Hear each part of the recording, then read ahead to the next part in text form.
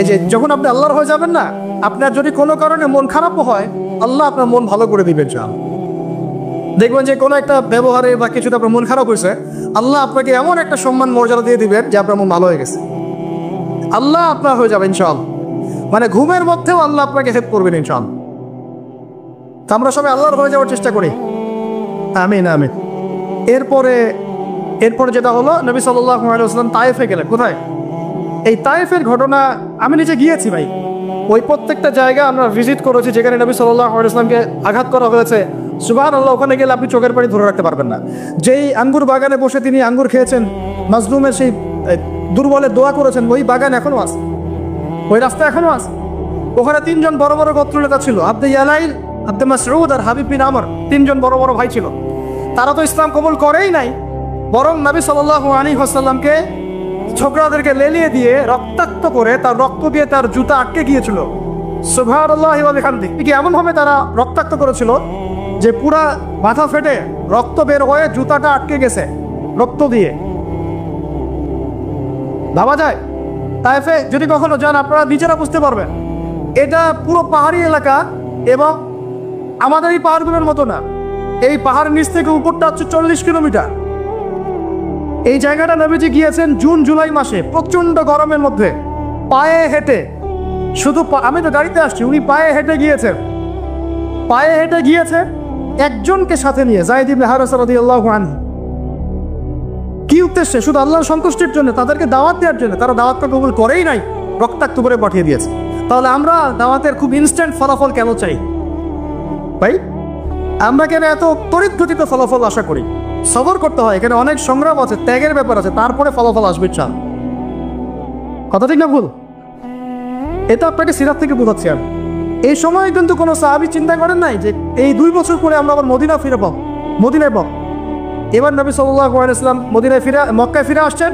নাখলা উপত্যকায় তিনি দাঁড়িয়ে কুরআন তেলাওয়াত করছেন। আর এই কুরআন তেলাওয়াত শুনলে একদল মানুষ ইসলাম কবুল করলো না, জিনরা শুনে ইসলাম কবুল করে ফেললো। সুবহানাল্লাহ। দেখেন আল্লাহ রাব্বুল আলামিনের কি মানে আসলে নকশাটা কেমন। আল্লাহু আকবার। এই জিনরা আবার তাদের সম্প্রদায়ে গিয়ে ইসলাম প্রচার করলো। সূরা জিন পড়েন, সূরা আহকাফ পড়েন, সব আছে গা। তারপরে নবী সাল্লাল্লাহু আলাইহি ওয়াসাল্লাম মক্কায় ঢুকলেন। ঢোকাটাও টাফ ছিল, তারপরেও ঢুকেছেন তিনি বনু আদি গোত্রের সহযোগিতায়। তারপরে নবী সাল্লাল্লাহু আলাইহি ওয়াসাল্লাম হজের মৌসুমে দাওয়াত দিচ্ছেন। এই জায়গা থেকে ইসলামের পাল্লাটা ঘুরে গেল। এটা আসলে আমার আলোচনার শেষ পয়েন্ট। এই জায়গা থেকে ইসলামের পাল্লাটা ঘুরে গেল এবং আমরা আর দুর্বল থাকলাম না, শুধু শক্তিশালী না, এত শক্তিশালী হলাম যে পুরো বিশ্ব আমাদের করদলগত হয়ে গেল। সুবহান। তিনি হজের মৌসুমে দাওয়াতের কাজ করছেন। ওই সময় হজমরা ছিল আর কি বিকৃত। তো 6 জন যুবক ভাইরা শুনেন, 6 জন ইয়াং তরুণ যুবক। কয়জন?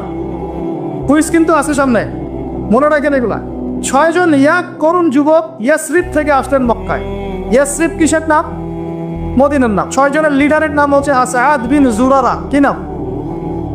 রাদিয়াল্লাহু আনহু। তিনি আসলেন, নবী সাল্লাল্লাহু আলাইহি ওয়াসাল্লামকে দাওয়াত দিলেন, কোরআন শোনালেন। এই সাহাবী তরুণ, এত বুদ্ধিদীপ্ত সাহাবী, তিনি এত ইন্টেলেকচুয়াল ছিলেন। ভাইয়া ভালো করে শুনেন, আমাদেরকে কত বুদ্ধিদীপ্ত হতে হবে। তিনি আগেই মদিনার ইহুদিদের কাছে শুনেছিলেন কোন এক সময় যে শেষ জামানায় একজন নবী আসবেন যার নাম হবে আহমদ। কি নাম হবে? এবং উচ্চ বংশ থেকে আসবে, উচ্চ বংশ থেকে। তার চরিত্রের ব্যাপারে সবাই সার্টিফিকেট দিবে, তার চরিত্র একদম পবিত্র। তো এই সাহাবী এটা শুনেছেন আগেই, কারণ মদিনায় তখন ছিল বনু কুরাইজা, বনু কাইনুকা, বনু নাজির, এই 3টা গোত্র তারা সেখানে কিন্তু আগে থেকেই ছিল। এখানেও প্রশ্ন আছে, তারা আগে থেকে ওখানে কি করছিল?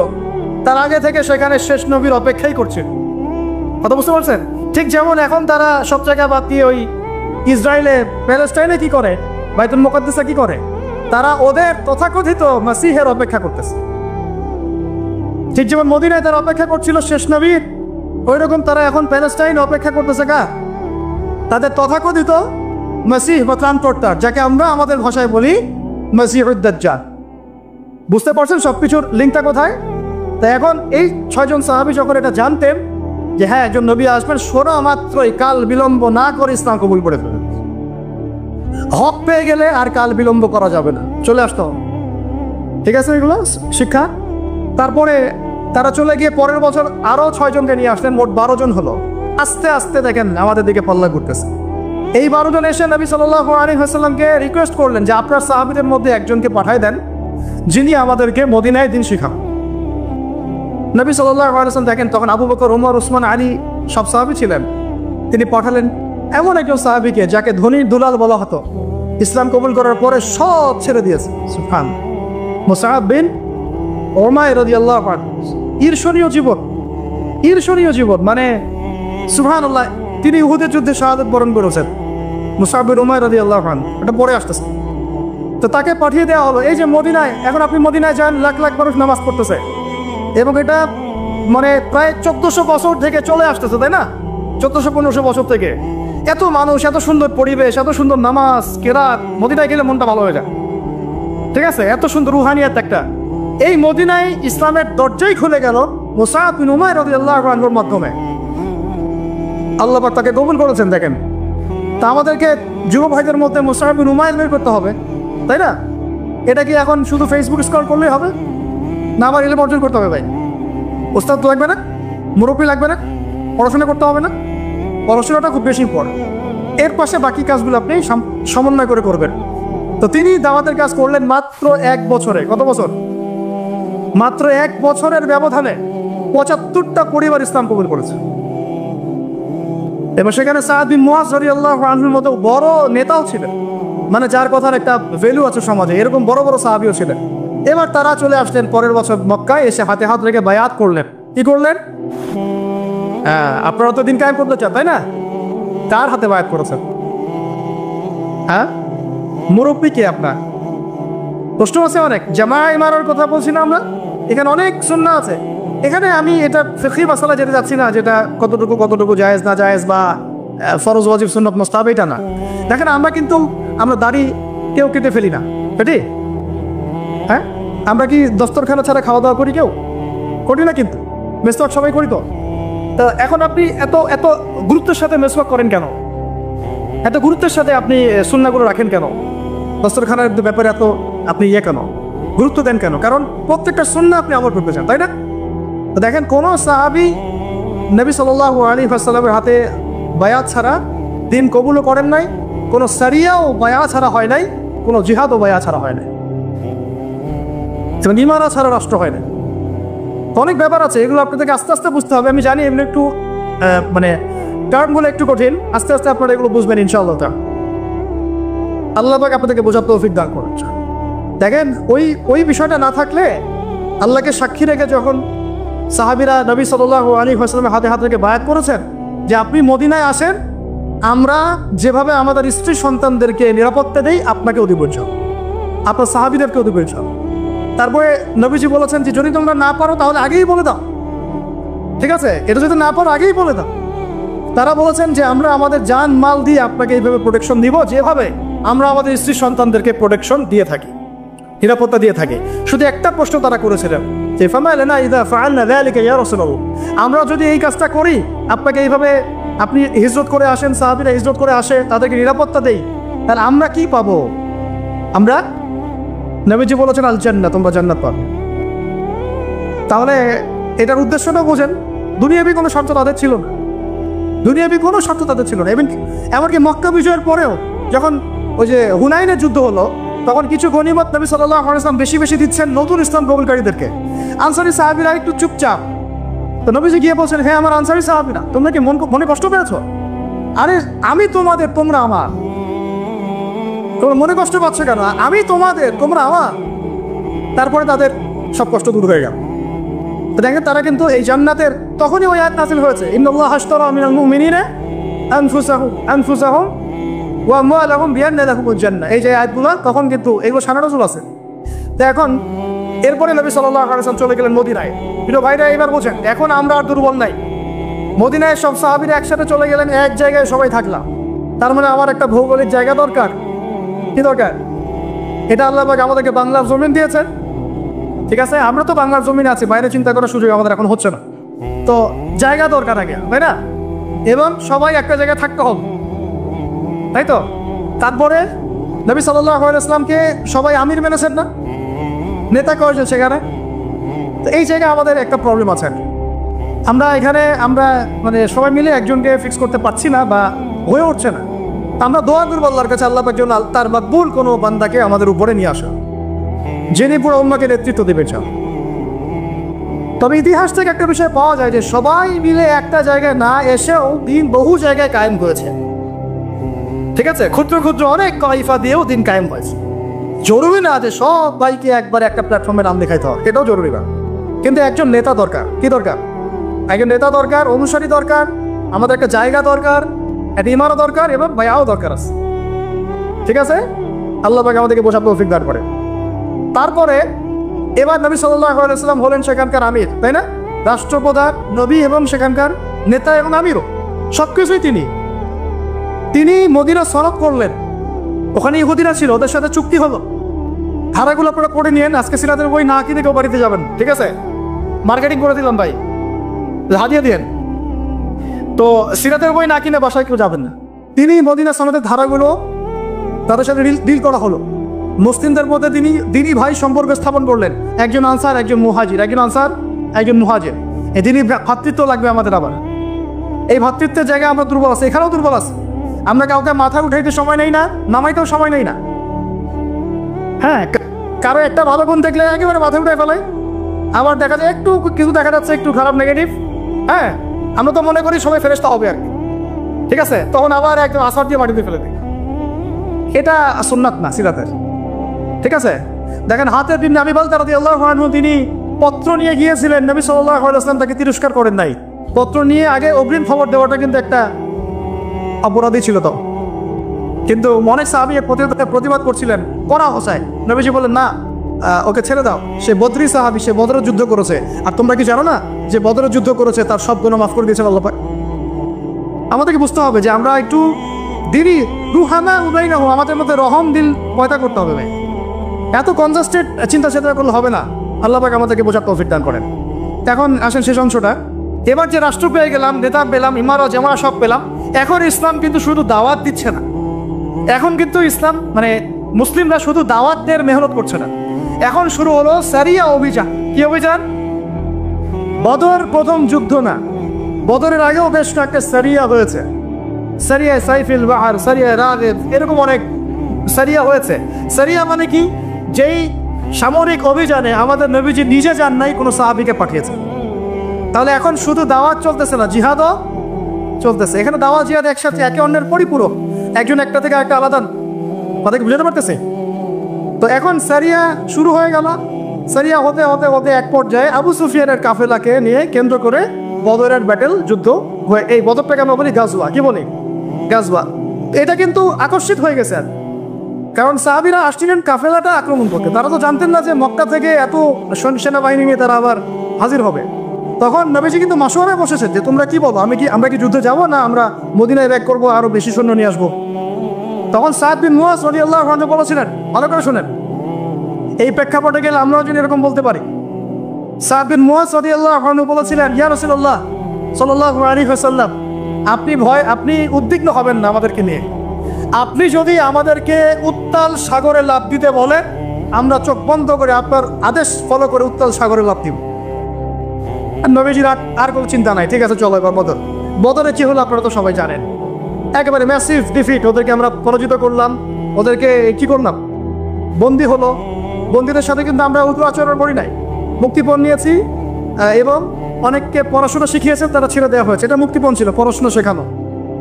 একটা বিষয় এখানে টাচ করি যে দেখেন, আমরা বাংলাদেশের মাটিতে কিন্তু মক্কা বিজয় করি নাই। আমরা যা হয়েছে বাংলাদেশে, এটা কিন্তু মক্কা বিজয় হয় নাই। তো এমনভাবে আমরা ক্ষমা ঘোষণা করা শুরু করলাম, মনে হচ্ছে আমরা যেন মক্কা বিজয় করে ফেলছি। আরে এটা অধিকারটাই বা আপনারা এককভাবে প্রত্যেকে পাচ্ছেন, কারণ যারা যারা অপরাধী তারা তো এখনো অপরাধী, বিভিন্ন জায়গায় আছে। কেউ পালাই গেছে, কেউ আরো লাক্সুরিয়াস লাইফ লিড করতেছে। এক একজনের আমল নামায় যে 100 জনকে ইনকামদারের পাপ লেখা আছে, এটা আপনি ক্ষমা ঘোষণা করতে যাচ্ছেন কেন? তো কেসাস আমরা করবো কোথায়? কেসাসটা হবে কিভাবে? দেখেন, বদরের যুদ্ধে বন্দীদেরকে কিন্তু ক্ষমা করা হয়েছে এবং কি করা হয়েছে, গনিমত পাওয়া গেছে, তাদেরকে আমরা মুক্তিপণ ছেড়েছি অনেককে, তাই না? অনেকে পড়াশোনা শিখিয়েছেন, ছেড়ে দেওয়া হয়েছে। কিন্তু উমর রাদিয়াল্লাহু আনহু সেই স্টেটমেন্টটা আপনাদেরকে মনে রাখতে হবে।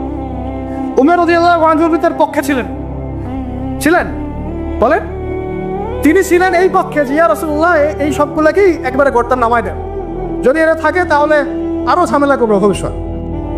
এটা কার স্টেটমেন্ট ছিল? আচ্ছা, কোরআন নিয়ে আপনারা গবেষণা করে আমাকে আপনারাই বললেন তো যে আল্লাহ রাব্বুল আলামিন এই স্টেটমেন্টটার প্রশংসা করেছিলেন না নিন্দা করেছিলেন? যে আল্লাহ রাব্বুল আলামিন পরবর্তীতে কিন্তু শিথিল আয়াত আসছে সূরা আনফাল পরে, কিন্তু আল্লাহ পাক কিন্তু কিছুটা ধমকের সুরেও কথা বলেছে, তোমরা দুনিয়া প্রত্যাশা করছো, আপনারা পড়ে দেখেন। তো এখন আর আমরা তো এখানে কোনো মক্কা বিষয় করেই নাই, তাহলে এগুলোর বিচার হবে কবে? আমরা দেখবো, আমরা একটা দেখার অপেক্ষা আছি আবু সাঈদের কেসাস কবে হয়, আমরা দেখবো যে মুগ্ধদের কেসাস কবে হয়। তারা হত্যার বিচার শব্দ শুনতে চায়, কেসাস শব্দ নিতে পারে না। কি আশ্চর্য কথা! তাহলে আপনাদের সাথে আমাদের আদর্শের কত পার্থক্য দেখুন। এই সিস্টেমগুলোতে, গণতান্ত্রিক এই মানবরচিত আইনের সিস্টেমগুলোতে বাদী মরে যায়, বিবাদীও মরে যায়, মামলা মরে না। ইসলামিক কেসাসে এত সময় নাই। কয়দিন আগে সৌদি আরবে একটা ঘটনা করছেন, আপনি দেখেন নাই যে চাচাতো ভাইরে কিভাবে জানি মেরে ফেলছে, কেসাস করাই লাগবে শেষ পথে। এটা একটা অকাট্য বিধান। যাই হোক, এরপরে এই গাজওয়া, এই সারিয়া এবং গাজওয়াগুলো শুরু হলো। বদরে জয়লাভের পরে পুরো বিশ্বের বুকে একটা শক্তি দাঁড়ায় গেল, যে তারা দেখিয়ে দিয়েছে যে অল্প সংখ্যক মানুষ নিয়েও একটা বড় শক্তির সাথে যুদ্ধ করে জয়লাভ করা যায়। পুরো বিশ্বে দাওয়াতটা আরো ছড়িয়ে পড়তে লাগলো, আরবের বাইরে ছড়িয়ে পড়তে লাগলো। এবার ওরা উহুদের মাঠে আসলো আরো বড় শক্তি নিয়ে। ওই যুদ্ধে আমরা প্রায় জিতেই গিয়েছিলাম, এটা বিস্তারিত বলছেন, আপনারা পড়েন। প্রায় জিতেই গিয়েছিলাম, কেন? সাময়িক বিপর্যয় হলো। কয়টা আদেশ ভাই? একটা আদেশ অমান্য করার কারণে সাময়িক বিপর্যয়ে পড়লাম, একটা আদেশ। আর আমরা তো ওলামায়ে কেরামদের কথা শুনতেই চাই না, অনেক মানতেই চাই না, পরামর্শ নিতেই চাই না। তো নেতা মানলে সেইভাবে মানতে হবে ভাই। সামি'না ওয়া আতা'না, সামি'না ওয়া আতা'না। সাহাবীরা কি ভুল তাদের কি কোনো গলত উদ্দেশ্য ছিল?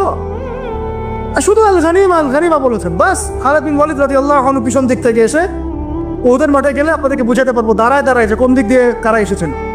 ওটা আমরা স্টাডি করেছি এই গত সেশন দুটাতে, এটা নিয়ে আমরা কিছু কাজ করছি সিরাত নিয়ে। তো ওইখানে অনেকে ভুল ধারণা করেন যে আগে মনে হয় মুসলিমরা ওই মাঠে এসেছে, পরে কাফেররা আসছে। আসলে এমন না, আগে কাফেররাই আসছিল, মুসলিমরা পিছন দিক থেকে আসতো। তো ওখানে অনেক ব্যাপার আছে, ওটা পরে বলবো ইনশাআল্লাহ।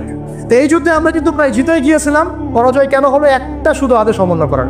আমি এটাকে পরাজয় বলবো না, এটাকে বলবো কি সাময়িক একটা বিপর্যয়। আল্লাহ পাক আমাদেরকে একটা শিক্ষা দিলেন, এটা আমাদের জন্য যেন খায়ের হয়, কল্যাণ হয়। এর পরের বছর এবং এই যুদ্ধে তো বরেণ্য অনেক সাহাবায়ে কেরাম শাহাদত বরণ করলেন, প্রায় 70 জন। তারপরে খন্দক, এটা ছিল সবচেয়ে বড় ফোর্স ওদের। এখানে মুশরিকরা ছিল, ইহুদিরা ভিতর থেকে ষড়যন্ত্র করছে, বনু কুরাইজা, বনু গাতাফান ছিল। সবার সম্মিলিত বাহিনীর সাথে নবী সাল্লাল্লাহু আলাইহি ওয়াসাল্লাম যুদ্ধ করেছেন। আপনারা অনেকে জানেন না, এই যুদ্ধে নবী সাল্লাল্লাহু আলাইহি ওয়াসাল্লাম প্রায় 25 থেকে 28 দিন একটা পাহাড়ের গুহায় রাতের বেলা আত্মগোপনে থাকতেন। ওই পাহাড়ের সেই গুহায় আমরাও গিয়েছি, ওখানে নামাজও পড়েছি। ওইখানে নবী সাল্লাল্লাহু আলাইহি ওয়াসাল্লাম নামাজ পড়তেন। এক সময় জি অজুর পানি পাওয়া যাচ্ছিল না, তিনি আল্লাহর কাছে দোয়া করেন, ওখানে অজুর পানির ব্যবস্থা আল্লাহ পাক করে দেন। তো যাই হোক, খন্দকের এই ঘটনাটার পরে খন্দকের যুদ্ধে আমরা জিতেছি না হেরেছি বলেন? এটাতে এমন একটা প্রযুক্তি দেখানো হয়েছে যেটা আরব কখনো দেখে নাই এর আগে।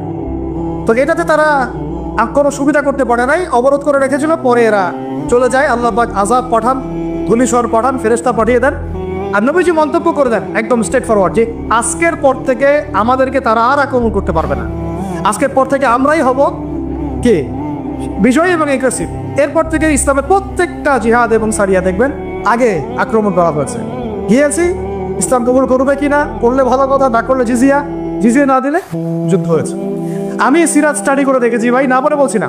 এই 8 বছরে, মদিনার 8টা বছরে নবী সাল্লাল্লাহু আলাইহি ওয়াসাল্লাম প্রতি 1 থেকে 2 মাসে একটা করে যুদ্ধ করেছে। বুঝতে পারলাম? মদিনার মাদানী জীবনের এই 8 বছরে নবী সাল্লাল্লাহু আলাইহি ওয়াসাল্লাম প্রতি 1 থেকে 1.5 মাসে একটা করে গাজওয়া বা সারিয়া করেছে। প্রায় 85 থেকে 90টা তিনি নিজে নেতৃত্ব দিয়েছেন। সুবহানাল্লাহ। তাহলে এই সুন্নাত তো আমাদের বললেই এখন সমস্যা করে অনেক। এটা তো সিরাতের একটা গুরুত্বপূর্ণ অংশ। এখন মদিনা রাষ্ট্রটার এই হালতে নবী সাল্লাল্লাহু আলাইহি ওয়াসাল্লাম যখন স্বপ্ন দেখলেন তিনি কাবা তাওয়াফ করছেন, তারা গেলেন, ওরা বাধা দিল। আচ্ছা, হুদাইবিয়া বায়াত হলো, হুদাইবিয়াতে বায়াত হলো 1400 সাহাবীকে নিয়ে, ওসমানকে যদি হত্যা করে আমরা আক্রমণ করব। ওসমান রাদিয়াল্লাহু আনহুকে ছেড়ে দেওয়া হলো এবং আক্রমণ আর করা হলো না। হুদাইবিয়ার সন্ধি হয়ে গেল। সন্ধির ধারাগুলো দেখলে মনে হয় সব আমাদের বিপক্ষে, আসলে সবগুলো আমাদের পক্ষেই ছিল। 10 বছর আমরা কোনো সংঘর্ষে যাব না, এর মানে কি জানেন? মানে হচ্ছে 10 বছর আমরা বড় শত্রুকে আটকাই দিলাম। ওই যে একটু আগে ওস্তাদজি বলেছেন একটা কথা, শুধুমাত্র এক কেন্দ্রিক চিন্তা না, একটা ডিপ্লোম্যাটিক চিন্তা করাও সুন্নাত। এটাকে আমরা বলি স্ট্র্যাটেজিক সুন্নাত, যে 10 বছর বড় শত্রুর সাথে আমার যুদ্ধ নাই, তার মানে বাকি সব ছোট ছোট শত্রুগুলোকে আমি সাইজ করার সময় পেয়ে গেলাম। ঠিক এই কারণেই হুদাইবিয়ার সন্ধি থেকে ফিরেই নবী সাল্লাল্লাহু আলাইহি ওয়াসাল্লাম খায়বার আক্রমণ করেছেন ইহুদিদেরকে, একদম সবলে উৎপাদিত করা হচ্ছে, কারণ ইহুদিদেরকে এবার আর মুশরিকরা সহযোগিতা করতে পারবেন। এই কারণে এবার খায়বার বিজয় হলো, হুদাইবিয়ার সন্ধি তো হয়ে আছে। হুদাইবিয়ার সন্ধির পর খায়বার বিজয়ের পরে মাত্র 1 থেকে 2 বছরের মধ্যেই এই চুক্তির লঙ্ঘন হয়। নবী সাল্লাল্লাহু আলাইহি ওয়াসাল্লাম একদম পুরো 10,000 সাহাবী নিয়ে মক্কা আক্রমণ, এবং এইবার তো পুরো মক্কা তো বিজয় হলোই হলো। তখন জাআল হক ওয়া যাকাল বাতিল ইন্দাল বাতিলা কানা যাহুকা আয়াত পড়ছেন আর মূর্তি ভাঙছেন, মূর্তি ভাঙছেন, পুরা মক্কা পবিত্র হয়ে গেল। এখন আমি এক কনক্লুশনে এসে যেটা বলতে চাই, এর মাঝখানে মোতার যুদ্ধ হয়েছে, ঠিক এরপরে আবার হুনাইন হয়েছে, তাবুক হয়েছে ইত্যাদি, আপনারা পড়ে নেবেন, এটা আমি আলোচনা যেতে যাচ্ছি না, সময় নেই আমার হাতে। মূল কথাটা হচ্ছে দেখুন, মক্কা বিজয়ের আগে নবী সাল্লাল্লাহু আলাইহি ওয়াসাল্লাম পররাষ্ট্র নীতি অ্যাপ্লাই করেছেন, রাজা বাদশাদেরকেও দাওয়াত দিয়েছেন। মক্কা বিজয়ের পরে আরবের ওই যে জাহেলি যুগের যে জাহেলিয়াতগুলা, এর একটা জাহেলিয়াত আপনি খুঁজে পাবেন। ভালো করে খেয়াল করে দেখেন, আজকে থেকে এই মক্কা থেকে 23 বছর আগে যে মক্কায় তিনি দাওয়াতের কাজ শুরু করেছিলেন, 23 বছর পর সেই মক্কায় ওই একটা জাহিলিয়াত এর বাকি থাকলো? কোনো শিরক আছে এই মক্কায়? এই নতুন মক্কায় কোনো শিরক আছে? তাহলে এখন আপনি যে বলছেন নতুন বাংলাদেশ, তা আপনি আগের বাংলাদেশ এই বাংলাদেশ মিলাই দেখেন আসলেই কি আছে আর কি নাই। বুঝতে পারলাম না মনে। তাই আমরা যেন স্রোতে গা না ভাসাই, স্রোতে গা ভাসাটা ঠিক হবে। আর এই মক্কা যেটা 23 বছর আগের আবু জাহেলের মক্কা, আবু জাহেলের শাসন চলতেছে, দারুন নাদওয়ার, আর এই 23 বছর পরের যে মক্কা, এই মক্কার মধ্যে আপনি কোনো শিরক পাবেন? কোনো শিরক, কোনো মূর্তি পূজা, ইভেন কোনো কবর পূজা, কোনো প্রকৃতি পূজা, হ্যাঁ, কোনো হারাম অর্থনীতি, কোনো সুদ, কোনো মাদক, কোনো জেনা, কোনো ব্যভিচার, কিছুই নাই। এমনকি কোনো গোত্রীয় হানাহানিও নাই। কুল্লুকুম মিন আদম ওয়া আদামু মিন তুরাব, নবীজি বলে দিলেন তোমরা সবাই আদম সন্তান, আদম মাটির সন্তান। সুবহানাল্লাহ। ব্যাস এইভাবে পুরো আরবের মধ্যে দিন কায়েম হলো। এরপরে হুনাইন ওটা আক্রমণ করে জয় করলাম। তো হুনাইনের একটা কথা না বললে আমার ইনসাফ হবে না। ওই সময় সাহাবীরা একটু মনে করেছিলেন যে আমরা সংখ্যা অনেক বেশি, আজকে খুব সহজে জিতে যাও। ওই যুদ্ধেই কিন্তু একটা বিশৃঙ্খল অবস্থা সৃষ্টি হয়েছিল। শুধু তওবা পড়ে দেখেন। তারপরে তায়েফ, ওই যেই তায়েফ নবী সাল্লাল্লাহু আলাইহি ওয়াসাল্লামকে এভাবে মারলো, ওই তায়েফ নবীজি জয় করবে। সুবহানাল্লাহ। দেখেন, আমরা কিন্তু রুটির টুকরা নিতে চাচ্ছি, আর নবী সাল্লাল্লাহু আলাইহি ওয়াসাল্লাম পুরা রুটিটাই নিয়েছে। এই কিভাবে নিয়েছেন? কখনো দাওয়াত, কখনো সবর। দাওয়াত তো সবসময় চলেছে, দাওয়াত তো ফুল টাইমই দাওয়াত। কখনো মানে ট্যাকটিক চেঞ্জ হয়েছে আর কি, স্ট্র্যাটেজি চেঞ্জ হয়েছে, কিন্তু দাওয়াত চলেছে। কখনো সবর, কখনো হিজরত, কখনো পররাষ্ট্রনীতি, কখনো মদিনা রাষ্ট্র, কখনো সন্ধি চুক্তি, কখনো সারিয়া, কখনো গাজওয়া, কখনো জিহাদ, সবকিছু মিলিয়েই সিরাত। আর এই পুরো সিরাতের সুন্নতেই নবী সাল্লাল্লাহু আলাইহি ওয়াসাল্লাম আল্লাহর জমিনে তার ওই যে দিন, মানে ধর্মীয় জীবনেও আর বৈষয়িক জীবনেও দিন ইসলামকে পরিপূর্ণ কায়েম করে দিয়ে চলে গেছে। এটা কি ওইখানেই শেষ ছিল? আবু বকর সিদ্দিক এর উপর হাঁটেন নাই, ইবনুল খাত্তাব এর উপর হাঁটেন নাই, উসমান আলী এর উপর হাঁটেন নাই রাদিয়াল্লাহু আনহু আজমাইন, উমাইয়ারাও এর উপরে হেঁটেছে। হয়তোবা তাদের মধ্যে কিছু সমস্যা হয়েছে, কিন্তু খিলাফার কনসেপ্ট ছিল, শরিয়ার কনসেপ্ট ছিল, তাই না? তারপর আব্বাসীয়রা কি এটা খিলাফা উঠিয়ে দিয়েছিল, শরিয়া আইন উঠিয়ে দিয়েছিল, ওটাও ছিল। এমনকি ওই আন্দালুসিয়াতেও ছিল, আন্দালুসিয়াতেও একটা শাসন ব্যবস্থা চালু ছিল ওই সময়। পড়বেন আপনারা এগুলা, ইতিহাস বইগুলো, ইতিহাসের বইও কিনে নিয়ে যায় না আজকে, ঠিক আছে? তারপরে ফাতেমিরা শাসন করেছে, এইদিকে উসমানীয়রা করেছে, মাঝখানে আমরা তো আমাদের কন্টিনেন্টে দেখি মোগলদেরকে দেখি, তাই না, আফগানদেরকে দেখি, অনেকের মাঝখানে অনেক সমস্যা ছিল। আমি ওই সমস্যা নিয়ে আলোচনা করবো না। মূল কথা হচ্ছে যে ইসলামের রাজনৈতিক ভিশনটা কিন্তু আমাদের হাতেই ছিল, যতদিন পর্যন্ত না এই প্রথম বিশ্বযুদ্ধ হয় আর অটোম্যানরা পরাজিত। তারপরে এই বিগত 100 থেকে 120 বছর এখন চলতেছে, এইটা হচ্ছে আমাদের একটা অবক্ষয়ের সময় চলতেছে। আর আপনারা বলেন যে এই সময়টা কি স্থায়ী হবে না সামনে এটা পরিবর্তন হবে? কোরআন হাদিস থেকে আমরা তো একদম এক্সাক্ট নলেজ রাখি যে এটা পরিবর্তন হবে ইনশাআল্লাহ। আমরা একবারে কি বলবো অ্যাপ্রোপ্রিয়েট নলেজটা পাই কোরআন এবং হাদিস থেকে, যে সামনে এটা পরিবর্তন হয়ে আবার খিলাফা স্ট্যান্ড হবে ইনশাআল্লাহ। এখন আমাদের কাজ এই সিরাতের বাইরে যাওয়ার কোনো সুযোগ আছে? তাহলে আমরা সবাই দোয়া করি যেন আল্লাহ পাক আমাদেরকে সবাইকে সিরাতটাকে বোঝার তৌফিক দান করেন, সিরাতের আলোকে আমাদের জীবন গড়ার তৌফিক দান করেন, সেইভাবে এলিমেন্ট চর্চা করার তৌফিক দেন, আমল বাড়ানোর তৌফিক দেন, তাজকিয়া অর্জনের তৌফিক দেন, আমাদের ওলামায়ে কেরাম মুরব্বি মেনে চলার তৌফিক দান করেন এবং ঐক্যবদ্ধ থাকার তৌফিক দান করেন। যখন সবর তখন সবর করব, যখন দাওয়াত তখন দাওয়াত দিব, যখন হিজরত প্রয়োজনে হিজরত করব, যখন জিহাদ তখন জিহাদ।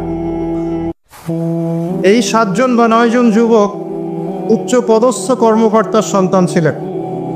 তারা তাওহীদকে চিনতে শিখলেন, আল্লাহ রাব্বুল আলামিনকে চিনতে শিখলেন, শিরকের সাথে তাওহীদের আপোষ করলেন না, সুন্নতের সাথে চলমান জাহিলিয়াতের আপোষ করলেন না। এর ফলশ্রুতিতে তাদের উপর নির্যাতন নেমে আসলো। রাজা তাদেরকে 3 দিন সময় দিলেন, 3 দিনের মধ্যে যদি তোমরা তোমাদের ধর্ম ত্যাগ না করেছ তাহলে তোমাদেরকে মৃত্যুদণ্ড দেওয়া হবে। তো সেই 7 জন বা 9 জন যুবক ওই রাষ্ট্রের মধ্যে কোনো অরাজকতা সৃষ্টি করলো না, বরং তারা সাইলেন্টলি সেই রাষ্ট্র থেকে চলে গেল। সেই ফিতনাপূর্ণ জাহেলি পরিবেশ থেকে নিজের আস্তে করে সরে গেল, সেখানে কোনো রকম ফাসাদ সৃষ্টি করলো না। যাওয়ার সময় তারা একটা কুকুরকে সাথে নিয়েছিল, যে কুকুর বছরের পর বছর তাদেরকে পাহারা দিয়েছে গুহার মধ্যে। চলতি পথে একটা গুহায় তার আশ্রয় নিয়েছিল, যে গুহার মধ্যে তারা ঘুমিয়ে পড়ে এবং আল্লাহ রাব্বুল আলামিন 309 বছর পর তাদের ঘুম ভাঙান। 309 বছর পর যখন ঘুম ভাঙল, তারা ক্ষুধার্ত ছিলেন, একে অপরকে জিজ্ঞাসা করছিলেন যে কেম লেবিসতুম, তোমরা কতদিন ঘুমিয়েছ? একজন বলছিল লাবিসনা ইয়াওমান আও বা'দা ইয়াওম, আমরা হয় একদিন ঘুমিয়েছি বা একদিনের কিছু অংশ ঘুমিয়েছি। যাই হোক, তারা ক্ষুধার্ত ছিলেন, তাদের পকেটের মধ্যে কিছু মুদ্রা ছিল, আর সেই মুদ্রা বর্তমান সময়ে চলমান মুদ্রার মতো ছিল না। বর্তমান সময়ে যে চলমান যে মুদ্রাগুলো আছে, যেখানে গোল্ড এবং সিলভারের কোনো অনুপ্রবেশ নাই, যদিও বা কোরআন এবং সুন্নায় গোল্ড এবং সিলভারের কয়েনের কথা আছে, তবে পশ্চিমা সভ্যতা এটাকে হারাম করে দিয়েছে। আর পশ্চিমা সভ্যতা কোনো কিছুকে হারাম করে দিলে সেটা সারা বিশ্বেই হারাম হয়ে যায়, আর পশ্চিমা সভ্যতা কোনো কিছুকে হালাল করে দিলে সারা বিশ্বেই সেটা হালাল হয়ে যায়। পশ্চিমারা যদি বলে পর্দা হারাম, বিশ্ববাসী বলবে হারাম হারাম। তারা যদি বলে পর্নোগ্রাফি জেনা হালাল, সবাই বলবে হালাল হালাল। এখন মানুষ আল্লাহর ইবাদতের চেয়ে পশ্চিমাদের ইবাদত বেশি করে। আর এটা বলে রাখি, সূরা কওমের 31 নম্বর আয়াতে আল্লাহ পাক বলেছেন, কেউ যদি আল্লাহ পাকের হালালকে হারাম করে নেয় আর আল্লাহ পাকের হারামকে হালাল করে নেয়, এটাকে আল্লাহ পাক কুফরি এবং শিরক বলেছেন। তো দাকিয়ানুস বাদশার যুগটাও ঠিক এমনই ছিল। তো তারা যখন সেই মুদ্রাগুলো নিয়ে বাজারে গেল খাবার কেনার জন্যে, তখন তাদেরকে অ্যারেস্ট করা হলো। কি অভিযোগে? অভিযোগটা হচ্ছে যে তারা গুপ্তধন পেয়েছে এই অভিযোগে, কিন্তু বাস্তবিক অর্থে তারা কোনো গুপ্তধন পায় নাই। তারা বলছিল আমরা গতকাল মাত্র এখান থেকে বের হয়েছি, আজকে রাতটা এই গুহায় আশ্রয় নিয়েছিলাম, এতটুকু তারা বলেছে। যাই হোক, তথ্য প্রমাণ যাচাই করে দেখা গেল যে তারা যে ঘুমিয়েছিল এতে প্রায় 309 বছর অতিবাহিত হয়ে গেছে, এবং এখন যে বাদশাহ ক্ষমতায় আছে সে আলহামদুলিল্লাহ একজন তাওহীদপন্থী মানুষ। সে আল্লাহকে বিশ্বাস করে, নবী রাসূলকে বিশ্বাস করে, আল্লাহ পাকের ঐশী গ্রন্থকেও বিশ্বাস করে। তবে ওই সমাজের মানুষ একটা বিষয়কে বিশ্বাস করে না, সেটা হলো মৃত্যুর পর পুনরুত্থান, রিজারেকশন যেটা আমরা বলি, মৃত্যুর পর পুনরুত্থান, এই বিষয়টাকে তারা স্বীকার করেন। আল্লাহ রাব্বুল আলামিন মাত্র 9 জন যুবকের মধ্য দিয়ে পুরো একটা নেশনকে শিক্ষা দিলেন যে মৃত্যুর পর পুনরুত্থান সত্য।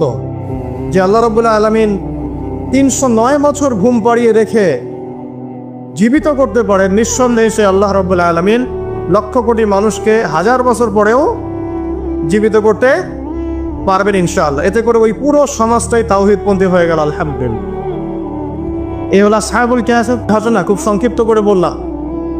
এই আসহাবুল কাহফ তারা কিন্তু খুব উচ্চ পদস্থ কর্মকর্তার সন্তান ছিলেন এবং তারা ছিলেন যুবক। তারা কেউ কাউকে চিনতেন না, কিন্তু আল্লাহ পাক তাদের মধ্যে একটা হৃদয়ের বন্ধন দিয়ে দিয়েছিলেন এবং তারা ওই রাষ্ট্রে কোনো ফাসাদ সৃষ্টি করেন নাই, কোনো অরাজকতা সৃষ্টি করে নাই, তারা ভাঙচুর করে নাই, তারা হরতাল করে নাই, অবরোধ করেনি, কিচ্ছু করে নাই। তারা তাওহীদের দাওয়াত দিয়েছে, মানুষ কবুল করে নাই। তাদেরকে আলটিমেটাম দেওয়া হয়েছে, দিন পরিবর্তন করো, না হলে তোমাদেরকে মৃত্যুদণ্ড দেওয়া হবে। তারা আস্তে করে সেখান থেকে চলে গিয়েছে, জাহেলিয়াত থেকে টোটালি ডিসকানেক্ট হয়ে গেছে। এরপর আল্লাহ পাক তাদেরকে এমন একটা ঘটনা ঘটালেন যাতে করে পুরো একটা সভ্যতা হেদায়েত পেয়ে গেল, আলহামদুলিল্লাহ। শুধু তাই নয়, এই ঘটনা কোরআনে থাকবে আর কোরআন কিয়ামত পর্যন্ত থাকবে ইনশাআল্লাহ। যত মানুষ কোরআন তেলাওয়াত করবে ইনশাআল্লাহ সবাই এই ঘটনার আলোকে হেদায়েত পাবে ইনশাআল্লাহ। তো দেখুন, অল্প কিছু মানুষকে দিয়ে আল্লাহ পাক বড় কমিউনিটিকে হেদায়েত দিতে পারে। তাদের দোয়াটা আমরা সবাই করি আজকে। তারা দোয়া করেছিল, রব্বানা আতিনা মিন লাদুনকা রাহমা ওয়া হাইয়্ লানা মিন আমরিনা রাশাদা। ঠিক একই যুগ আবারও এসেছে ঘুরে ফিরে, সময় পরিবর্তন হতে থাকে। আমরা একটা কথা বলি, ইতিহাস পড়তে গিয়ে পড়াতে গিয়ে, যে হিস্ট্রি রিপিটস ইটসেলফ। আমরা বলি যে ইতিহাস নিজেই নিজের পুনরাবৃত্তি ঘটায়। ঠিক অনুরূপ ঘটনা ঘটেছিল নমরুদের সময়ও। নবী ইব্রাহিম আলাইহিস সালাম তাওহীদপন্থী, নমরুদ তাওহীদপন্থী নয়। সে মনে করে যে সেই হচ্ছে এই পুরো মহাবিশ্বের রব। আল্লাহ রাব্বুল আলামিন ইব্রাহিম আলাইহিস সালামের মাধ্যমে তাকে তাওহীদের দাওয়াত পৌঁছালেন, সে কবুল করলো না। আল্লাহ রাব্বুল আলামিন সামান্য যে বলে মশা, ক্ষুদ্র একটা মশা দিয়ে নমরুদকে শেষ করে দিলেন। আল্লাহ পাক সব করতে পারেন। ইতিহাস এভাবেই পুনরাবৃত্তি ঘটিয়েছে আদ এবং সামুদ জাতির ক্ষেত্রেও। আদ জাতির লোকেরা অনেক লম্বা লম্বা ছিল, ফিজিক্যালি অনেক স্ট্রংলি বিল্ড। তারা পাহাড় কেটে বাড়িঘর নির্মাণ করত। সামুদ জাতীয় ঠিক এরকমই ছিল, তারা পাহাড় পর্বত কেটে বাড়ি নির্মাণ করত। আল্লাহ রাব্বুল আলামিন হুদ আলাইহিস সালামকে পাঠালেন, সালেহ আলাইহিস সালামকে পাঠালেন দাওয়াত দেওয়ার জন্য। তারা দাওয়াতি কাজ করলেন, কম দাওয়াত গ্রহণ করলো না। ইল্লা কালিলাম মিনহুম, অল্প কিছু মানুষ ইসলাম কবুল করলো, বাকিরা বেশিরভাগই করলো না। আল্লাহ রাব্বুল আলামিন বিশাল কওমটাকে, যারা বলতো মান আশাদ্দু মিন্না কুওয়া, আমাদের চেয়ে শক্তিশালী আর কে আছে, তারা এই কথা বলতো। কোরআনে কথা বলছে, কোরআন বলছে, তারা বলতো মান আশাদ্দু মিন্না কুওয়া, আমাদের চেয়ে শক্তিশালী আর কে আছে। এখন এই স্লোগানগুলো আমরা ওয়ার্ল্ড অ্যাফেয়ার্স ঘাটলে দেখতে পারি না? বিভিন্ন পরাশক্তি বলছে আমাদের চেয়ে শ্রেষ্ঠ আর শক্তিশালী কে আছে। এই কথাটাই বলেছিল আদ এবং সামুদ জাতি। আল্লাহ পাক এদেরকে এমনভাবে ধ্বংস করেছেন যেন খেজুর গাছ উপড়ে ফেললে যেমন করে পড়ে থাকে, আদ জাতির লোকরা বাড়ির মধ্যে এভাবে পড়েছে। মাত্র 6 দিন এবং 7 রাতের মধ্যে আল্লাহ পাক আদ জাতিকে ধ্বংস করেছে। আর সামুদ জাতিকে আল্লাহ পাক ধ্বংস করেছেন বজ্রপাত দিয়ে, প্রচণ্ড বজ্রপাত দিয়ে, মুহূর্তে একটা কম শেষ। আল্লাহ পাক সব করতে পারে। ইতিহাস এভাবেই পুনরাবৃত্তি ঘটিয়েছে। ফিরআউনের যুগে চলে যান, মূসা আলাইহিস সালাম একই দাওয়াত দিয়েছেন আল্লাহ রাব্বুল আলামিন।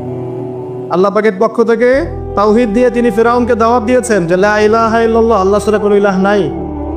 আল্লাহ রাব্বুল আলামিন চিরঞ্জীব, চিরস্থায়ী, তার কাছে আত্মসমর্পণ করো। ফিরআউন বলেছিল আনা রাব্বুকুমুল আ'লা, আমি তোমাদের মহান রব।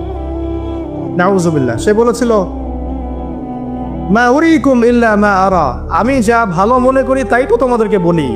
ওয়া মা আহদিকুম ইল্লা সাবিলার রাশাদ, এবং আমি তোমাদেরকে শুধু সৎপথ দেখাই। ফিরআউন এই কথা বলেছিল।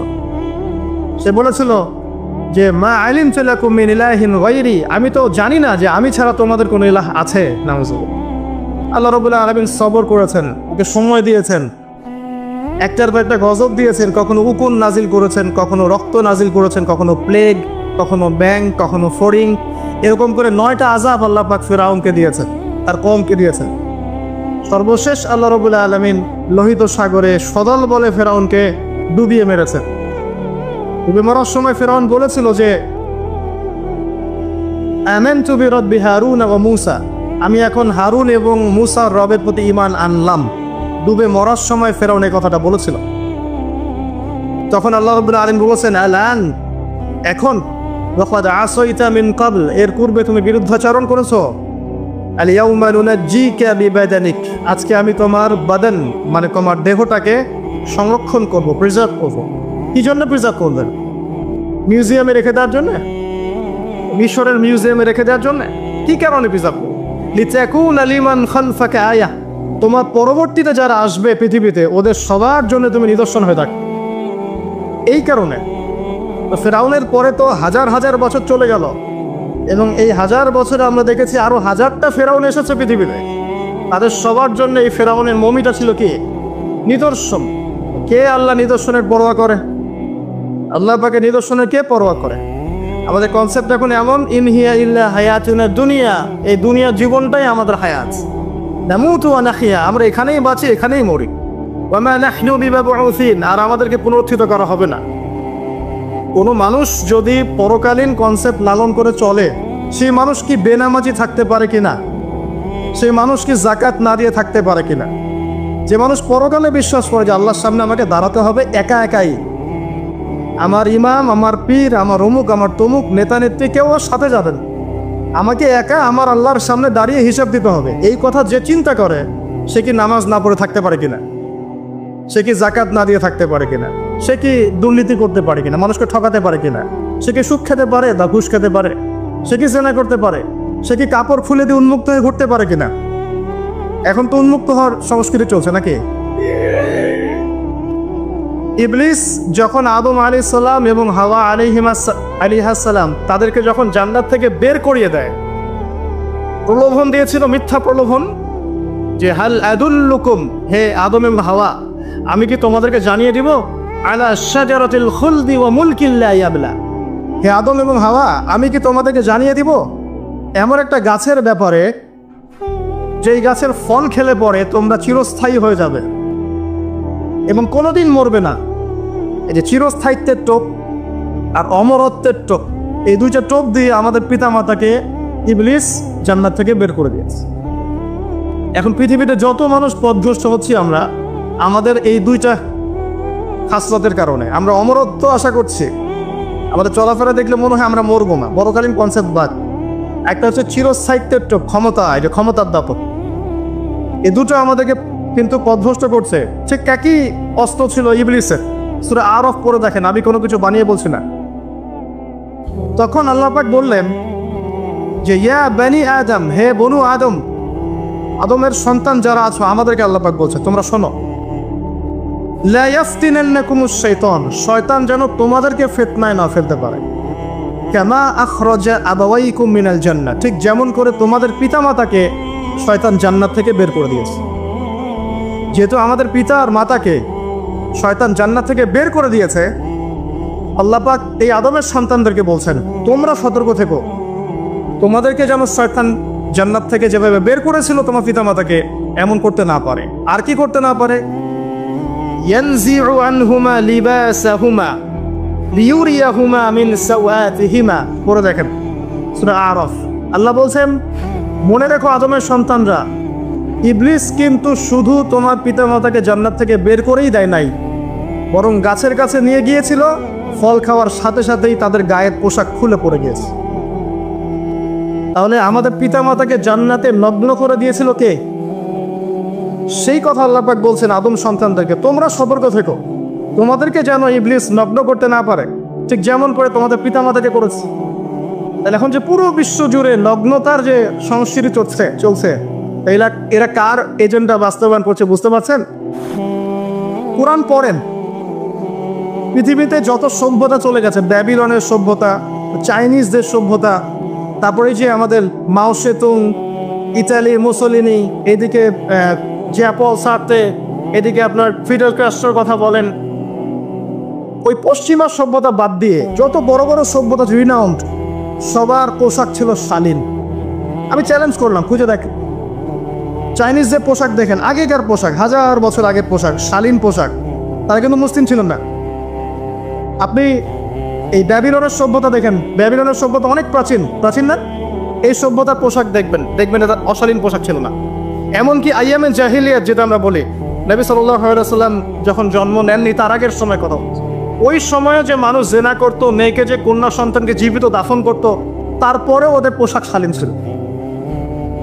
হঠাৎ করে বিশ্বে একটা সভ্যতা আসলো পশ্চিম থেকে, তারা বললো যে পোশাক শর্ট হতে হতে হতে হতে এক পর্যায়ে বিকিনি পরে ঘোরা শুরু করলো, এবং এখন ওরা সারা বিশ্বে ওটা ছড়িয়ে দিচ্ছে, আমরা সবাই ওটাকে গ্রহণ করছি। আমরা বলছি হাজার বছরের শ্রেষ্ঠ।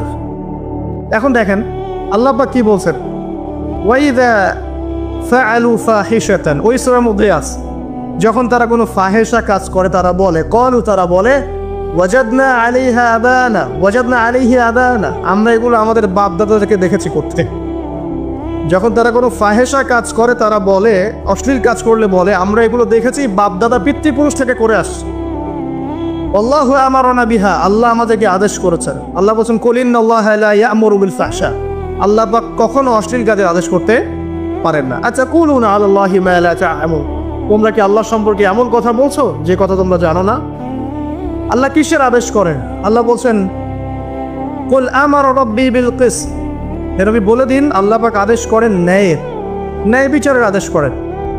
ওয়া আকিমু ওয়ুজুহাকুম ইনদা কুল্লি মসজিদ, এবং প্রত্যেক নামাজের ওয়াক্তে নিজের চেহারাটাকে একনিষ্ঠভাবে আল্লাহর দিকে ফেরাবে, এই আদেশ আল্লাহ পাক করেন। ওয়া আকিমু ওয়ুজুহাকুম ইনদা কুল্লি মসজিদ ওয়াদউহু মুখলিসিনা লাহুদ্দিন, এবং একনিষ্ঠভাবে তোমরা আল্লাহকে ডাকবে, দোয়া করবে, এই আদেশ আল্লাহ পাক করেন। আল্লাহ পাক কি অশ্লীল কাজের আদেশ করতে পারেন? ইতিহাস পড়ে দেখেন, আমি নিজে হিস্ট্রির ছাত্র, আপনি পড়ে দেখবেন, পুরো ঐতিহাসিক পটভূমি পড়ে দেখবেন, মানুষ এই ঊনবিংশ শতাব্দী আসার আগে এত অশ্লীল ছিল না। এখনকার বিশ্বে যত সমস্যা চলছে, কয়েকটা বলি, রিবা বা সুদ, জেনা বা উন্মুক্ত যৌনাচার, তারপরে বেপরদামি অশ্লীলতা, 4 নাম্বার আপনার মাদক, ঠিক আছে, 5 যে বড় মহামারী পর্নোগ্রাফি, যত বড় বড় মেজর সমস্যাগুলো চলছে যেগুলো ইয়াং জেনারেশনকে ধ্বংস করে দিচ্ছে, এগুলোর ম্যাক্সিমাম এসেছে কিন্তু পশ্চিম থেকে। খেয়াল করে দেখবেন, এগুলো কিন্তু বাংলাদেশ থেকে আসে নাই, আসছে ভারত থেকে আসছে, পাকিস্তান থেকে আসছে, সাবকন্টিনেন্ট থেকে আসে নাই, এগুলো দেখবেন একটা নির্দিষ্ট জায়গা থেকে আসছে। তো এই কারণে আমাদের সতর্ক দৃষ্টি রাখতে হবে যে বস্তুবাদী উন্নয়ন সব কিছু নয়।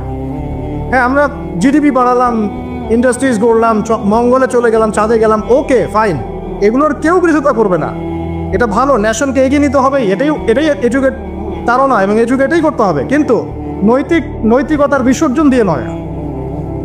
নৈতিকতার বিসর্জন দিয়ে ধর্ম থেকে দূরে চলে এসে নাস্তিকতায় বিশ্বাসী হয়ে আল্লাহকে বাদ দিয়ে, রাসূলকে বাদ দিয়ে এই বস্তুবাদী উন্নয়ন আমাদের পরকালকে বাঁচাতে পারবে না। তো পরকালকে বাঁচিয়ে রেখে আমার দুনিয়াবী উন্নয়ন করতে হবে, এবং দুনিয়ার উন্নয়নটা অবশ্যই জরুরি। সারা বিশ্ব যখন এগিয়ে যাচ্ছে, আমরা কেন পিছিয়ে থাকবো? আমি তো এটাও বলি যে এটা অনেক মাদ্রাসার লাইনে যারা আছেন তারা আমার সাথে একটু বিরোধিতা করেন এই বিষয়ে, কিন্তু আমি নিজেই বলি, বিশাল আগুন, এই আগুনটা মানব জাতিকে হাসরের মাঠের দিকে তাড়িয়ে নিয়ে যাবে। এই 10টা আলামত না আসা পর্যন্ত কিয়ামত হবে না। অতএব আপনি এখন রিল্যাক্সে নাকে তেল দিয়ে ঘুমান নাকি ভাই? এই 10টা আলামত না আসা পর্যন্ত কিয়ামত হচ্ছে না, তবে এই 10টা আলামত আসার পটভূমি কিন্তু তৈরি হয়ে যাচ্ছে, এটা আমাদের খেয়াল করতে হবে। আচ্ছা আসেন, এই যে শুআয়ব আলাইহিস সালামের কওমকে যে ভূমিকম্প দিয়ে ধ্বংস করা হলো, এই ভূমিকম্প কখন আসে? আল্লাহ পাক বলছেন তার রাসূলের মাধ্যমে, যখন সমাজের মধ্যে পাপ বেড়ে যাবে, অশ্লীলতা বেড়ে যাবে, মানুষ মাদককে হালাল মনে করা শুরু করবে, জেনাকে হালাল মনে করা শুরু করবে, এবং এই যে বেপরদামি বেড়ে যাবে, তখন সমাজের মধ্যে ভূমিকম্প দেখা দিবে, ভূমিধস দেখা দিবে। গান বাজনা, বাদ্যযন্ত্রকে মানুষ হালাল মনে করা শুরু করবে, তখন এগুলো আসবে। তো এগুলো কি আসার বাকি আছে? এখন কি মনে হচ্ছে? আল্লাহ পাক আমাদেরকে হেফাজত করুন, আমিন।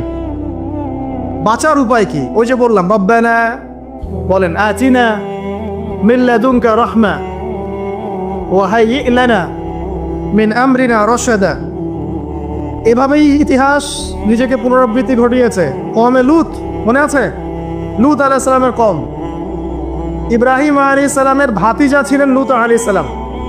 তাকে আল্লাহ পাক একটা কওমকে দাওয়াত দেওয়ার জন্য পাঠালেন, যেই কওম এমন পাপ করছে যেই পাপ ইতিহাসে কেউ কখনো করে নাই। ওই কওমের আগ পর্যন্ত পৃথিবীতে কেউই এই পাপটা কখনো করে নাই। কি পাপ? কে বলতে পারবেন? সমকামিতা। কি পাপ? সমকামিতা।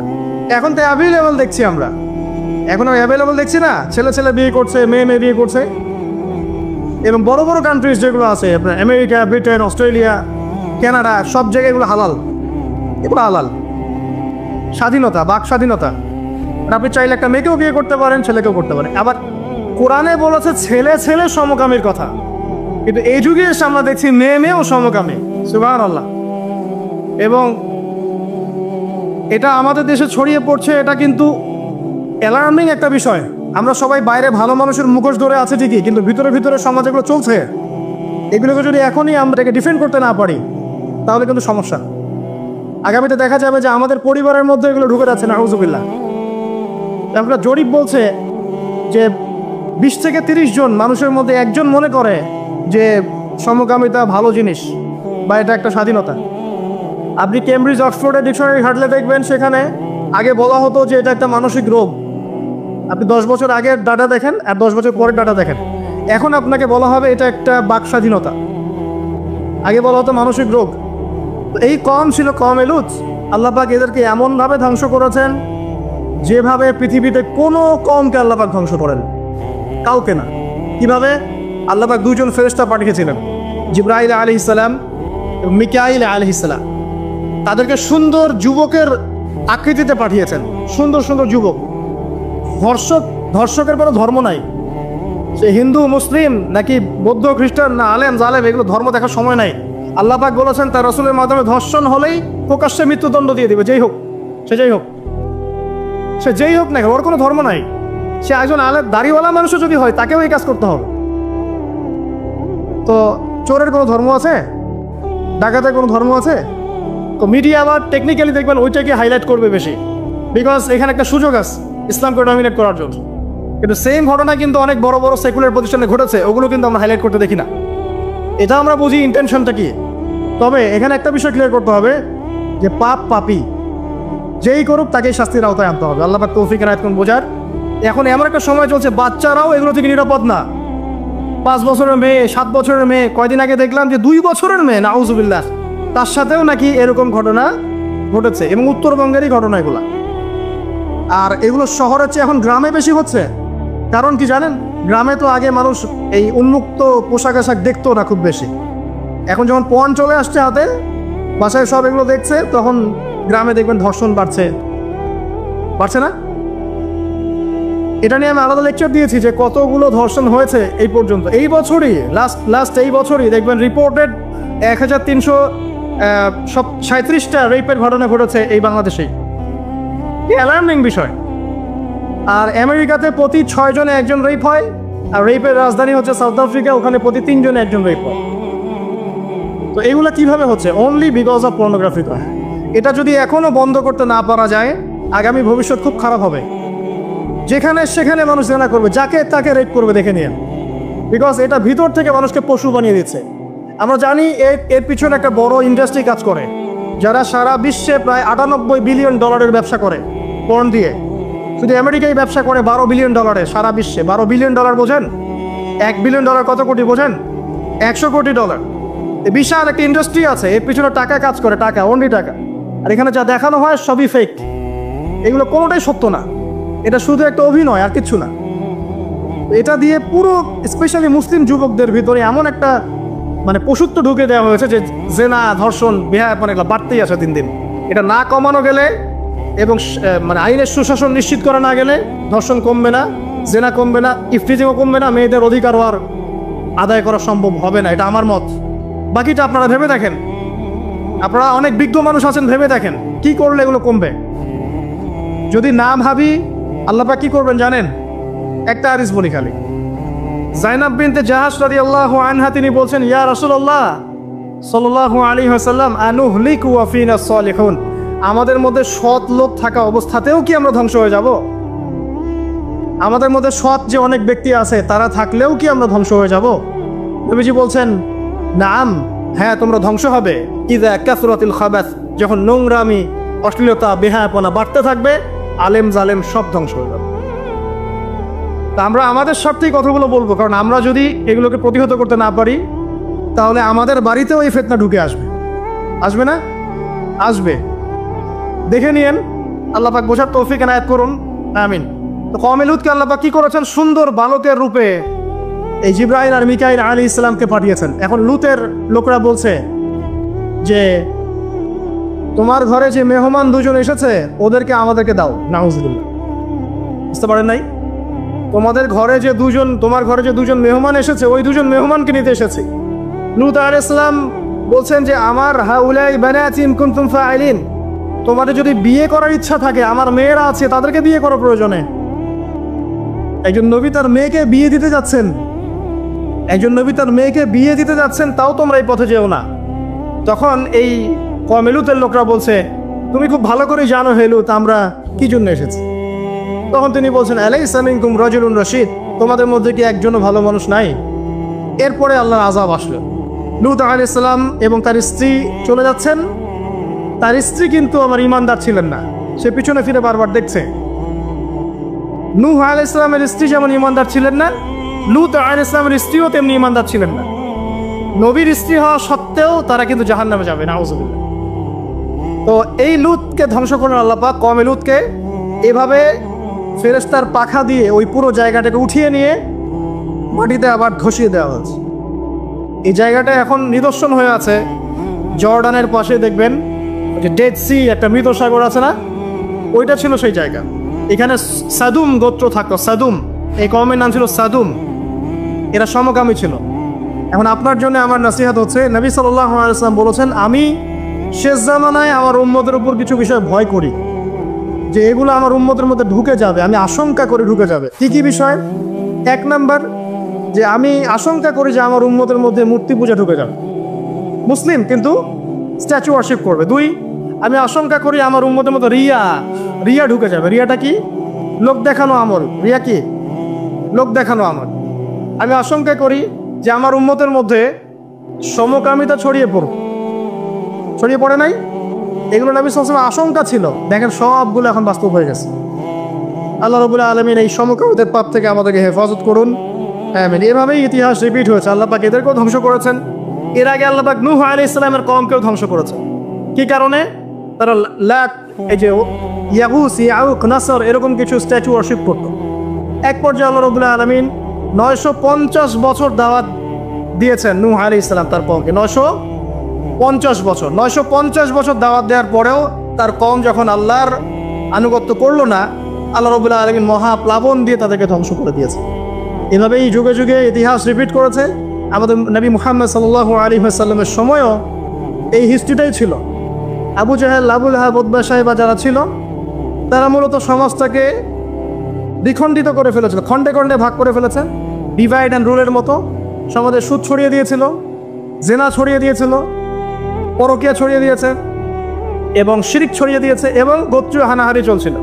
এরকম একটা অবস্থায় নবী সাল্লাল্লাহু আলাইহি ওয়াসাল্লাম ওই সমাজের মধ্যে আসেন নবী হিসেবে। এসে মাত্র 23 বছর সময় নিয়েছেন। কত বছর? মাত্র 23 বছর। আমাদের তো সমাজ সংস্কারের শতাব্দী পার হয়ে যাচ্ছে। এক একটা রেভলিউশন দেখবেন শতাব্দী পার হয়ে যাচ্ছে, কিন্তু কোনো আলটিমেট রেজাল্ট নাই। নবী সাল্লাল্লাহু আলাইহি ওয়াসাল্লাম 23 বছর সময় নিয়েছেন, মাত্র 23 বছর।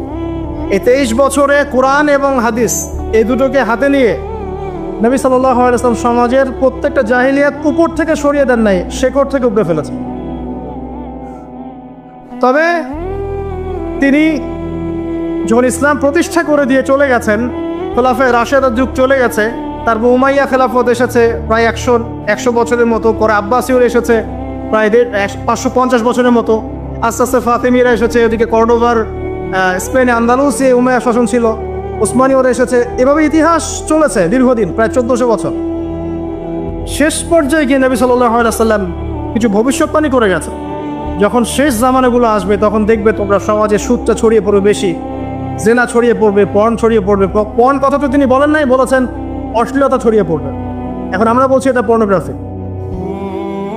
তিনি আরো বলেছেন সময়গুলো সংক্ষিপ্ত হয়ে আসবে, মানুষের হঠাৎ মৃত্যুর পরিমাণ বেড়ে যাবে, অনেক কিছু বলে গেছেন। দিন চলে যাবে মনে হবে একটা ঘন্টার মতো চলে গেল, বছর চলে যাবে একটা মাসের মতো, মাস যাবে একটা সপ্তাহের মতো। অনেকগুলো সাইন তিনি বলে গেছেন। মুসলিমদের মধ্যে বিভক্তি বাড়তে থাকবে, হত্যা, হারাজ বাড়বে। হারাজ, হত্যা মানে হারাজ, মানে একজন ব্যক্তিকে হত্যা করা হবে, সে জানবে না আমাকে কেন হত্যা করা হলো, আর একজন ব্যক্তি হত্যা করবে, সেও বুঝবে না কেন তাকে মারলাম। ফাসাদ বাড়তে থাকবে, উঁচু উঁচু অট্টালিকা নির্মাণের প্রতিযোগিতা বাড়তে থাকবে। হচ্ছে না এগুলো? সমাজে ভালো মন্দের মানদণ্ড উল্টে যাবে। মানুষ সত্যকে মিথ্যা বলবে, মিথ্যাকে সত্য বলবে, মিথ্যাবাদীকে সত্যবাদী বলবে, সত্যবাদীকে মিথ্যাবাদী বলবে, আমানতদারকে খেয়ানতকারী বলবে, খেয়ানতকারীকে আমানতদার বলবে। টোটালি মানদণ্ড উল্টে যাবে। আস্তে আস্তে সিচুয়েশন এমন হতে থাকবে, খারাপ থেকে খারাপ।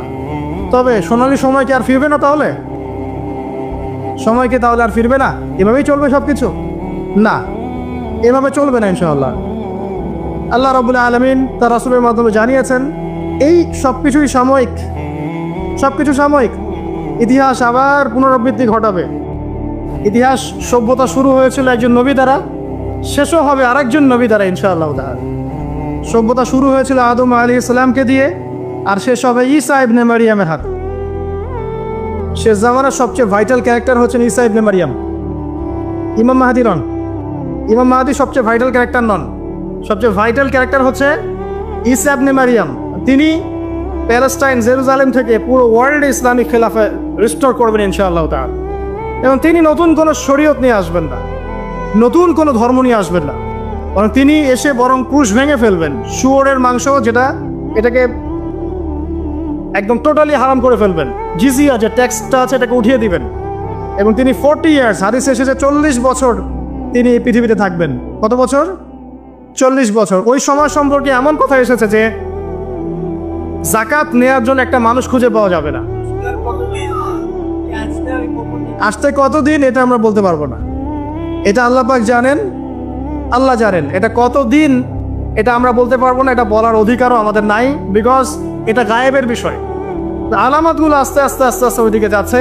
এখন তিনি আজকেই আসুন আর কালকেই আসুন, ইমাম মাহদী আজই আসুক আর কালই আসুক, আপনার আমার দায়িত্ব চেঞ্জ হবে না। দায়িত্ব কি চেঞ্জ হবে? খুব সংক্ষেপে 2 মিনিট সময় নিচ্ছি যে আমরা যে কোনো সিচুয়েশনেই আমাদের দায়িত্বটা কি আসুন। 1 নাম্বার কথা হচ্ছে ভাই যে বড় পরিসরে চিন্তা বাদ দিয়ে আগে ছোট পরিসরে আসেন। নিজের ব্যক্তি জীবনে আগে ইসলাম প্রতিষ্ঠা করেন। নিজে আগে পড়াশোনা করি, দিনের জ্ঞান অর্জন করেন, পড়াশোনা করেন, যে লাইনেই পড়াশোনা করছেন করেন, কিন্তু ইসলামটাকে, ইসলামের ফরজ, ওয়াজিব, সুন্নত, মুস্তাহাবগুলো শেখেন। ডাক্তার, ইঞ্জিনিয়ার হওয়ার কোনো আপত্তি নাই, বড় পলিটিশিয়ান হন, ইকোনমিস্ট হন, কোনো আপত্তি নাই, বাট ইসলামের বেসিক নলেজটা অর্জন না করে মৃত্যুবরণ করেন আল্লাহর ওয়াস্তে। 2 নাম্বার, কোরআনকে সময় দেন, কোরআনটাকে স্টাডি করেন, হাদিসটা স্টাডি করেন। আল্লাহ পাক তৌফিক দান করুন, আমিন। এরপর আমল বাড়িয়ে দেন, আমলটা বাড়ায় দেন। এখন সময় থাক 100 বছর, 500 বছর বা 2 বছর, আমল বাড়ায় দেন। আপনার আমল আপনার সাথেই, কেউ কারো কবরে যাবে যাবে না। অতএব আমল বাড়িয়ে দেওয়ার চেষ্টা করি, আল্লাহ পাক তৌফিক দান করুন। আমল বাড়ানোর সবচেয়ে সেরা পদ্ধতি হচ্ছে রাসূল সাল্লাল্লাহু আলাইহি ওয়াসাল্লামের সুন্নাহ মতো জীবন গড়া, নবীর সুন্নাহ মতো জীবন গড়া। প্রত্যেকটা কাজ রাসূল সাল্লাল্লাহু আলাইহি ওয়াসাল্লামের সুন্নাহ মতো করেন, ইনশাআল্লাহ প্রতিটা কাজই নেকি হবে ইনশাআল্লাহ। আর কি বাড়াবো? আদর্শ পরিবার। এটা বারবার আমি একটা কথা বলি যে আদর্শ পরিবারের কোনো বিকল্প নাই। পারিবারিক আদর্শ, পারিবারিক মূল্যবোধ সবচেয়ে বড় শিক্ষা। এই শিক্ষাটা অন্য জায়গায় আপনি পাবেন না।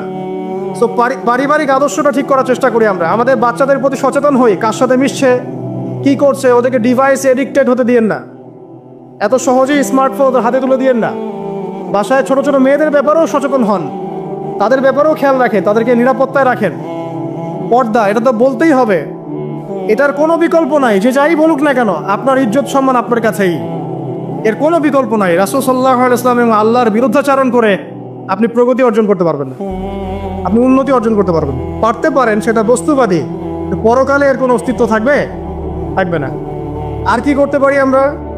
আমরা হালাল অর্থনীতি সার্চ করতে পারি। হারামে যারা যারা আছে আজকে তওবা করি, আজকের এই লেকচার যাদের কানে যাবে, আমরা দোয়া করি আল্লাহ পাক সবাইকে হারাম রিজিক থেকে ফিরিয়ে নিয়ে আসুন। আমি বারবার একটা কথা বলি ভাই, আপনার আমল নামায় যতটুকু রিজিক আছে এর একটা দানা না খেয়ে আপনি মৃত্যুবরণ করবেন না, আপনার মৌত হবে না। এখন আপনার রিজিকটা আপনি কি অবৈধ পথে চাচ্ছেন না বৈধ পথে চাচ্ছেন, এটা আপনার ডিসিশন। আপনি যদি বৈধ পথে চান, ওই পরিমাণ রিজিক আপনাকে খাওয়াবেন আল্লাহ পাক, তারপর মৃত্যুবরণ করবেন। আর যদি অবৈধ পথে চান, সেটাই খাওয়াবেন, খাওয়ায় মৃত্যুবরণ করবেন। আপনি ডিসিশন নেন কোন দিকে যাবে। আর রিজিকের মালিক আল্লাহ আমরা খালি মুখে বলি, মনে কিন্তু বিশ্বাস করি না। মনে যদি বিশ্বাস করতাম তাহলে আমরা কিন্তু কখনো সুদের ধার ধারতাম না, আমরা ঘুষ দুর্নীতি করতাম না। কারণ আমরা করছি কেন? মনে করছি যে আমি এটা করলে রিজিক বাড়বে। আর আপনি যাদের জন্য এই কাজগুলো করছেন, আপনার স্ত্রী, আপনার সন্তান, আপনার পরবর্তী প্রজন্ম, 40 দিন সময় নেবেন আপনাকে ভুলে যেতে।